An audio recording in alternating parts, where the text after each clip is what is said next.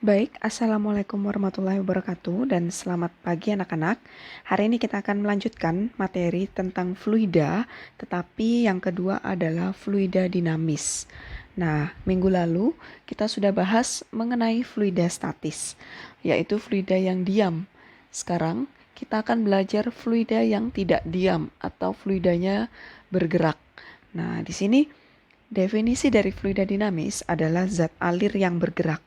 Nah, yang kita akan pelajari hari ini adalah ada syarat fluida ideal, kemudian debit fluida, prinsip kontinuitas, persamaan Bernoulli, penerapan asas Bernoulli pada bejana bocor, gaya angkat pesawat, dan venturimeter. Nah, berikut adalah beberapa contoh dari peristiwa fluida dinamis. Karena di sini fluidanya bergerak, artinya contohnya seperti ketika kalian sedang mengisi air di ember menggunakan kran. Nah, ini aliran airnya kan sedang bergerak. Kemudian ada juga tabung bocor atau biasanya kita sebut sebagai tandon ya, atau drum. Kemudian ada gaya angkat pesawat. Nah, peristiwa pesawat ini juga merupakan termasuk dalam fluida dinamis. Kita akan bahas yang pertama. Kita akan pelajari terlebih dahulu fluida yang kita anggap ideal. Sebenarnya semua fluida itu tidak mungkin ada yang bisa ideal ya, karena yang sempurna itu kan hanya milik Tuhan semata ya. Jadi fluida ini untuk kita pelajari adalah kita anggap mereka fluidanya ideal. Artinya alirannya tidak kental, sehingga ketika ada benda yang mengalir di dalam zat tersebut, dia bisa terbawa arus, tidak terhambat oleh gaya gesek. Kemudian yang kedua, alirannya tidak termampatkan, sehingga ketika diberikan suatu tekanan, maka volume dari air ataupun massa jenisnya tidak akan berubah. Nah, yang ketiga, sifat alirannya adalah laminar.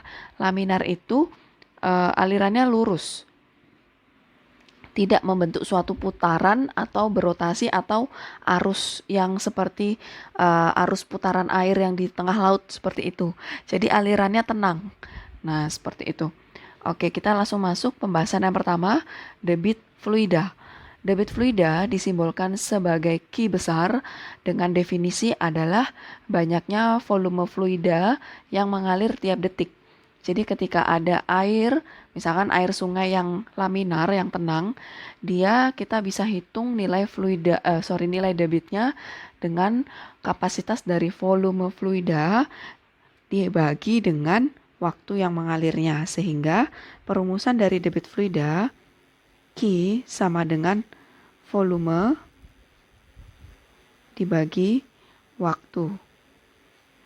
Nah, maka untuk satuan dari volume, satuannya volume kita tahu adalah meter kubik ya, satuan internasionalnya, sedangkan waktu satuannya adalah second, sehingga meter kubik per second. Itu adalah satuan dari debit. Nah, sekarang untuk debit sendiri ada rumusan yang kedua selain selain volume per waktu. Yang kedua adalah misalkan ada suatu pipa yang dalamnya dilalui oleh fluida, yaitu dilewati air. Nah, ini aliran airnya. Tentu aliran air itu supaya bisa mengalir, dia punya kecepatan aliran air yang memiliki satuan meter per second. Nah, pipa ini juga punya yang namanya luas penampang pipa, yaitu luas penampang ini. Nah, ini adalah luas penampang. Nah, sehingga rumusan selain volume tiap detik dari debit adalah perkalian antara luas penampang Q sama dengan A dikali dengan kecepatan aliran air yang melaluinya. Karena penggabungan dari satuan A dan V akan menghasilkan meter pangkat 3 per second, sehingga sama dengan satuan dari volume tiap detik. Nah, ini adalah rumus lainnya atau bentuk lain dari debit fluida. Oke, untuk keterangannya, Q adalah debit, satuannya meter pangkat 3 per second, A luas penampang meter kuadrat, V kecepatan fluida meter per second, dan V adalah volume dengan satuan volume adalah meter kubik dan waktu satuannya adalah second. Ini untuk rumus pertamanya, volume dibagi waktu, atau menggunakan rumusan yang kedua yaitu menggunakan kecepatan aliran dikali dengan luasan penampang dikali kecepatan aliran. Oke, berikutnya kita akan bahas prinsip kontinuitas. Berikutnya adalah persamaan kontinuitas, di mana persamaan kontinuitas atau nama lainnya adalah asas kontinuitas, yaitu pada fluida yang tidak termampatkan, hasil kali antara kelajuan aliran fluida di dalam suatu wadah dengan luas penampangnya selalu konstan, sehingga ini menghasilkan perkalian yang disebut sebagai debit ya. Maka debit alirannya di sini selalu konstan. Artinya Q1 sama dengan Q2. Nah, ini kita bisa sebut ini adalah rumusan dari asas kontinuitas, yang mana A1 dikali V1 akan sama dengan A2 dikali V2. Kita pakai yang persamaan kedua dari persamaan debit tadi. Jadi luas penampang dikali kecepatan aliran pertama akan sama dengan luas penampang dikali kecepatan aliran kedua. Oke, contohnya untuk persamaan kontinuitas berlaku pada peristiwa seperti ini. Misalkan ada suatu pipa dengan 3 ukuran yang berbeda diameternya. Pipa pertama lebih besar dari pipa ketiga. Sedangkan pipa ketiga juga lebih besar dari pipa kedua. Artinya pipa kedua yang paling kecil. Misalkan ada fluida yang masuk, ada air yang masuk ke dalam sini. Tentu dia akan melewati yang celah sempitnya dan akan keluar lagi ke celah yang berukuran lebih sedang. Nah, dari sini kita akan analisis bagaimana kecepatan aliran air yang masuk.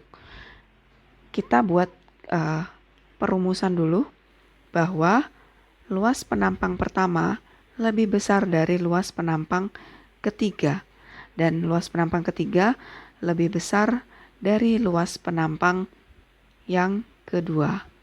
Nah, sehingga untuk kecepatan aliran fluida, kalau dari prinsip kontinuitas, kita lihat Q1 sama dengan Q2, sehingga A1 berbanding terbalik dengan V1. Begitu juga A2 berbanding terbalik dengan V2. A1 berbanding terbalik dengan V1. Maka semakin besar luas penampangnya, kecepatan aliran udaranya semakin lambat. Sedangkan ketika diameternya menyusut, maka dia di situ alirannya lebih deras. Tetapi nilai dari debitnya selalu tetap. Oke, pahami kembali, jika luas penampangnya semakin sempit, maka alirannya semakin deras. Semakin besar luas penampang, alirannya semakin pelan. Nah, itu adalah persamaan dari kontinuitas. Sehingga dari sini kita bisa buat persamaan untuk asas kontinuitas. A1 lebih besar dari A3, maka A3 juga lebih besar dari A2. Sehingga V1 lebih pelan atau paling lambat dari V3, dan V3 lebih pelan lagi dari V2. Artinya V2 itu lebih deras. Sedangkan debitnya Q1 sama dengan Q3 sama dengan Q2. Oke. Jadi kesimpulannya, semakin besar luas penampangnya, maka aliran fluida semakin melambat. Oke, berikutnya untuk peristiwa asas kontinuitas atau prinsip kontinuitas berlaku pada saat peristiwa mengisi suatu air di dalam bak mandi, misalkan menggunakan kran.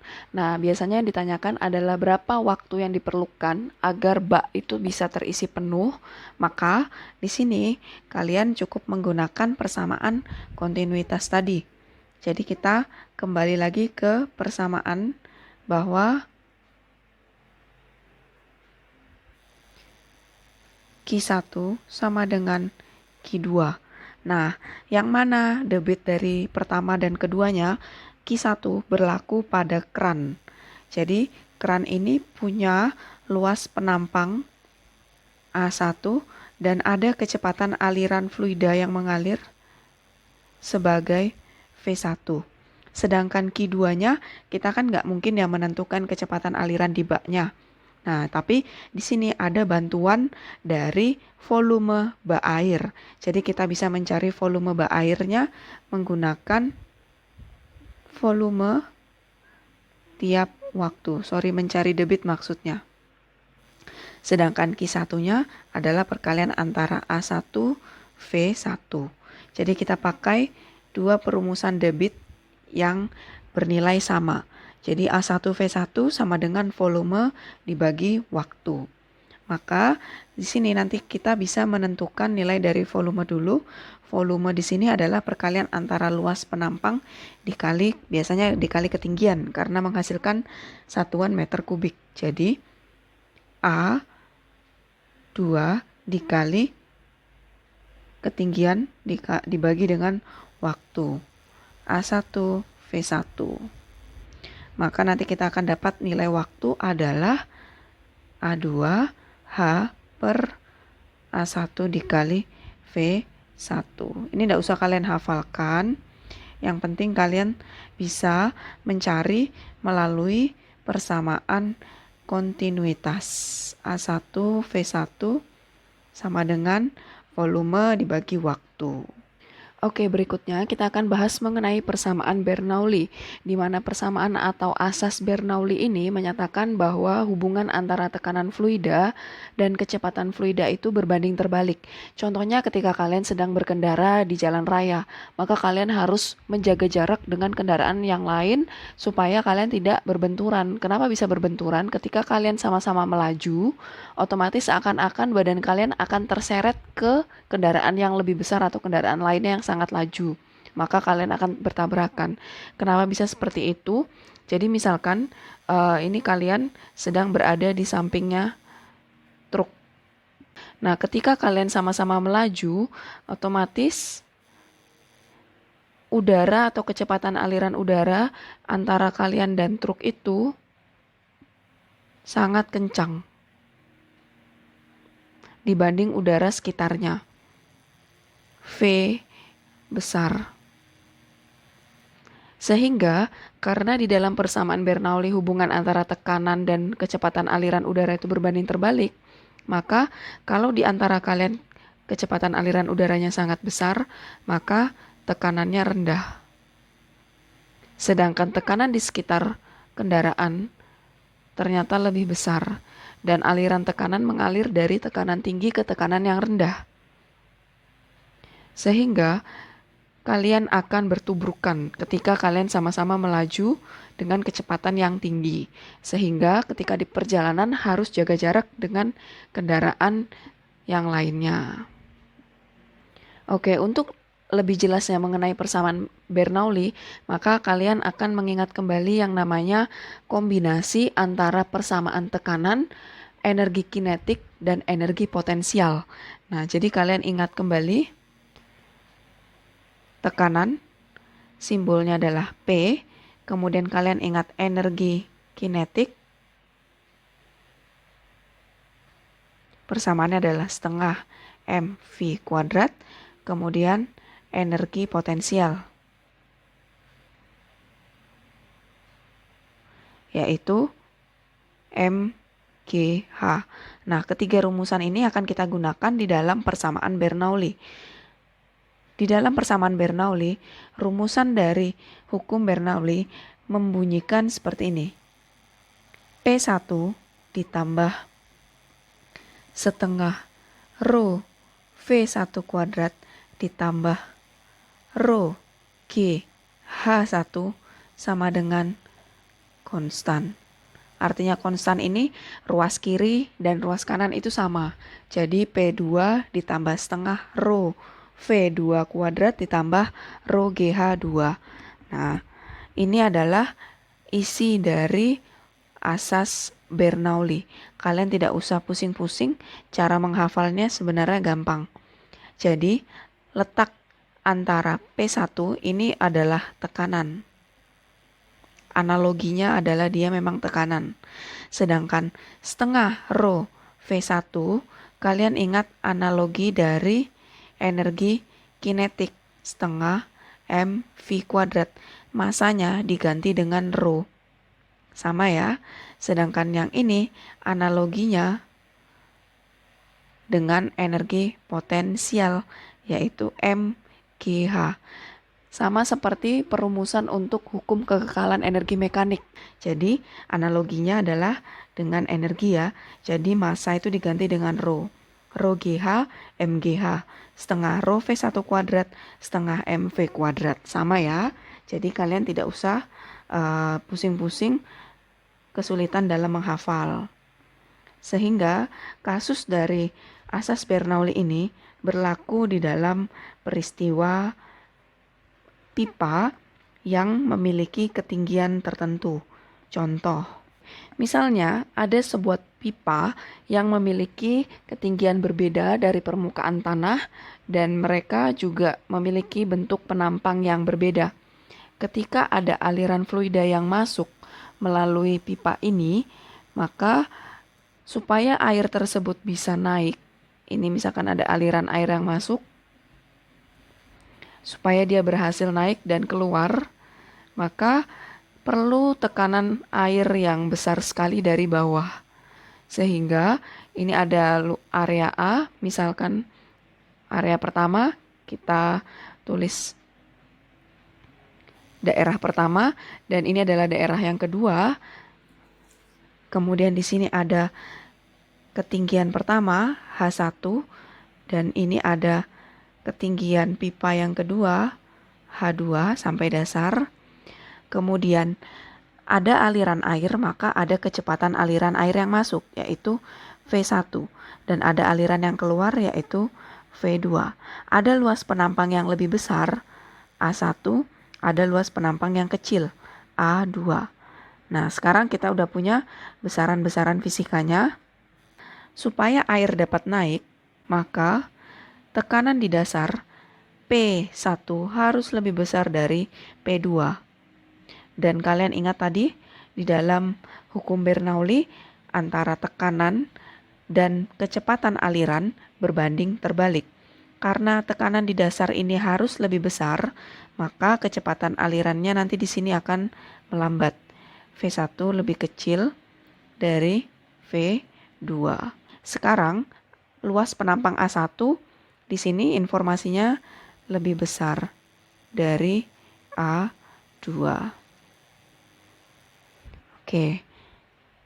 Contoh soalnya, misalkan ada suatu pipa yang dibentuk seperti ini dengan luas penampang A1 sama dengan A2 dan tekanan yang masuk di P1 adalah 2 dikali 10 pangkat 5 Pascal dan ketinggian H1 ada di dasar, artinya ketinggiannya adalah 0 meter, sedangkan ketinggian H2 yaitu sebesar 1 meter. Maka pertanyaannya adalah ketika ada aliran masuk, tentukan tekanan yang mengalir pada ketinggian yang kedua. Nah, dari sini kita pakai yang namanya asas Bernoulli. Maka dengan ketinggian sebesar H2-nya adalah 1 meter, kita pakai yang namanya asas Bernoulli. Di sini keluar V2 dan di sini masuk V1. Perhatikan gambarnya. Karena di sini luas penampangnya sama, A1 sama dengan A2, sehingga kita bisa peroleh V1 pun juga sama dengan V2. Kecepatan alirannya pasti sama. Yang membedakan adalah tekanannya. Supaya dia bisa naik, berarti tekanan di dasar harus lebih besar. P1 harus lebih besar dari P2. Maka kita bisa peroleh hasilnya dari hukum Bernoulli, P1 ditambah setengah rho V1 kuadrat ditambah rho GH1 sama dengan P2 ditambah setengah rho V2 kuadrat ditambah rho GH2. Karena di sini nilai dari V-nya sama, kita bisa coret. P1 tekanan pertama adalah 2 dikali 10 pangkat 5 ditambah rho GH1. Ingat hanya 0 ya, karena dia di dasar berarti 0 sama dengan P2 ditambah rho GH2. Maka 2 dikali 10 pangkat 5 Pascal sama dengan P2 ditambah rho air itu nilainya adalah 1000 dikali 10 dikali ketinggiannya adalah 1 meter. Maka P2 sama dengan 0,1 dikali 10 pangkat 5 sama dengan P2. Maka kita peroleh hasilnya adalah 1,9 dikali 10 pangkat 5 Pascal untuk tekanan yang kedua. Aplikasi dari hukum Bernoulli adalah pada bejana bocor atau teorema Torricelli namanya. Jadi jika sebuah tabung terisi air dan berlubang tabungnya, maka air itu akan keluar dari lubang seperti pada gambar ini ya. Nah, sebenarnya syarat supaya air itu bisa keluar adalah tabung ini tidak ditutup. Jadi ada tekanan udara yang menekan air itu untuk membuat supaya airnya tertekan turun dan terpancur dari lubang. Nah, sebenarnya semuanya berangkat dari yang namanya hukum atau asas Bernoulli, yaitu kecepatan aliran fluida yang keluar kita bisa hitung dan juga jarak terjauhnya, jarak terjauh dari pancuran itu, yaitu ini, nilai dari jarak itu adalah X, kemudian durasi atau lamanya pancuran tersebut sampai habis airnya. Tentu ketika air itu sudah melewati batas dari lubang, maka air itu sudah tidak akan keluar lagi. Oke, sekarang Ibu akan bantu bagaimana cara menurunkan perumusannya. Nah, untuk menentukan kecepatan aliran yang keluar, berangkat dari peristiwa ketika air ini di dalam tabung, supaya dia keluar dari lubang, maka ada tekanan udara yang menekan, P0. Nah, ada tekanan udara. Dan nilai tekanan udara akan sama dengan tekanan yang masuk dari lubang, yaitu dari sini, P1. Sehingga P0 sama dengan P1 atau P1 sama dengan P2. Nah, jadi tekanan di sini nanti bisa kita hilangkan. Nah, P1 sama dengan P2 sama dengan P0. Jadi tekanan yang bekerja adalah tekanan yang sama. Jadi kita bisa hilangkan. Nah, kemudian ketika kita ingin menentukan kecepatan aliran air yang keluar, yaitu dari sini, yaitu V1, maka kita akan menurunkan rumusnya dari perumusan yang sisa ini tadi. Persamaan yang sisa adalah setengah rho V1 kuadrat ditambah rho GH1 sama dengan setengah rho V2 kuadrat ditambah rho GH2. Nah, seperti itu. Sekarang kita akan bandingkan antara ketinggian. Nah, ini ada ketinggian dari permukaan sampai di atasnya lubang, yaitu kita anggap sebagai H1. Sedangkan dari lubang sampai ke tanah adalah H2. Nah, maka sekarang kita lihat, karena H2 ini kita anggap sebagai dasar, maka H2-nya kita bisa anggap nilainya adalah 0. Karena sebagai acuan ketinggian dari H1, maka H2 kita bisa anggap nilainya adalah 0. Sehingga rumusnya sisa setengah rho V1 kuadrat ditambah rho GH1 sama dengan setengah rho V2 kuadrat. Nah, sekarang sudah kita punya perumusannya sisa 3, sehingga kita menganalisisnya seperti ini. Nah, saat air itu berhasil turun, kecepatan aliran yang ada di permukaan ini kan sangat lambat ya. Ketika kalian lihat suatu tabung berisi air dan bawahnya dilubangi, maka penurunannya itu kan hampir tidak terlihat ya. Artinya V yang di puncak itu ketika dibandingkan V yang di lubang, ternyata lebih deras V yang di lubang atau V2. Maka V1 ini bisa kita anggap 0.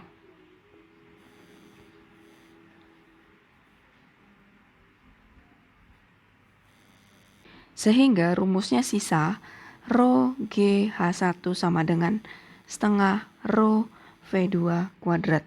Rho-nya bisa kita hilangkan karena sama-sama air. Nah, sisa rumusannya akan menjadi GH1 setengah V2 kuadrat. Maka akan kita peroleh nilai dari kecepatan aliran fluida yang memancur adalah 2GH1 atau V2 sama dengan akar 2GH1. Ingat, H1 itu adalah ketinggian di atas lubang. Jadi pakai ketinggian H1 di atas lubang. Maka kita perolehlah rumusan untuk menentukan kecepatan aliran fluida saat memancur. Jadi ini rumusnya. Ini saja yang perlu kalian ingat. Jadi ini adalah H1, yang ini adalah H2-nya. Maka yang digunakan adalah ketika menentukan kecepatan aliran adalah H1. Oke, berikutnya rumusan untuk menentukan jarak terjauh fluida yaitu X sama dengan 2 dikali akar H1 dikali H2. Ibu langsung berikan rumusnya saja ya, tidak perlu diturunkan. Nah, jadi untuk menentukan jarak jangkauannya adalah 2 akar H1 dikali H2. H1 ini adalah ketinggian fluida dari atas lubang, sedangkan H2 adalah ketinggian air dari lubang ke bawah. Misalkan misalkan tangkinya ini ada penyangga di bawahnya, maka ketinggiannya sampai ke tanah. Oke. Sedangkan waktu lamanya fluida mengalir adalah akar 2 dikali ketinggian air di bawah fluida dibagi dengan percepatan gravitasi. Jadi akar 2H2 per G. Oke, untuk prinsip tabung bocor sudah selesai. Sekarang kita akan masuk ke pembahasan gaya angkat pesawat. Oke, berikutnya adalah tentang gaya angkat pesawat. Nah, pesawat itu ketika berangkat naik atau take off dan turun ketika landing, dia memainkan peranan penting di sayapnya. Nah, kemudian ketika juga dia berada di udara, saat pergerakannya mendatar juga memainkan peran penting antara gaya angkat dan gaya berat pesawat. Jadi di sini supaya pesawat bisa terangkat ke atas, ada hubungan antara tekanan udara dan kecepatan aliran udara. Misalkan ketika pesawat ini sedang naik, peristiwanya kita ilustrasikan pesawat ini sedang berangkat naik. Maka aliran udara yang melalui pesawat atau melalui sayapnya dia akan berangkat seperti ini. Nah, ini arah aliran udaranya, yaitu laminar. Sedangkan yang di bawahnya dia mendatar saja. Nah, karena pesawat ini sedang proses naik, otomatis harus ada tekanan yang sangat besar sekali dari bawah badan pesawat. Nah, supaya dia naik, maka tekanan udara di bawah pesawat, P yang di bawah, harus lebih besar dari P yang di atas. Nah, tentu dia akan menerima tekanan juga dari atas.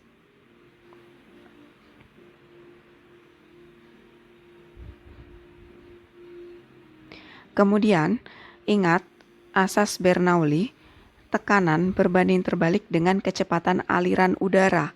Nah, ketika pesawat ini sedang naik atau take off, maka tadinya kecepatan udara di bawah sangat besar, maka mengakibatkan kecepatan aliran udara di dasar, V di bawah, lebih kecil dari V di atas, sehingga semakin deras aliran udara yang ada di atas pesawat. Nah, inilah prinsip yang menyatakan mengapa pesawat bisa terangkat ke atas. Lalu, bagaimana kasusnya jika pesawat tersebut akan turun? Berarti kebalikannya ya, ketika pesawat ini akan turun,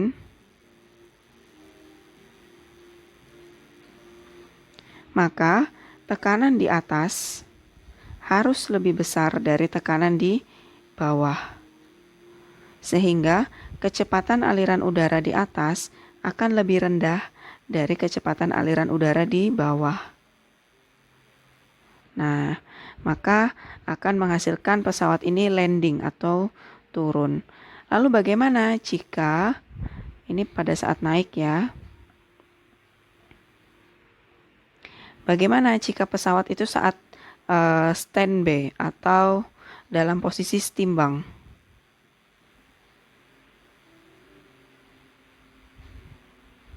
Maka besarnya gaya angkat pesawat akan sama dengan gaya berat pesawat. Nah, ini adalah konsep dari gaya angkat pesawat. Oke, lalu bagaimana rumusnya gaya angkat pesawat? F angkat sama dengan buka kurung setengah rho kecepatan aliran udara di atas pesawat kuadrat dikurangin kecepatan aliran udara di bawah kuadrat dikali luas penampang sayap pesawat. Ini untuk satu sayap pesawat ya.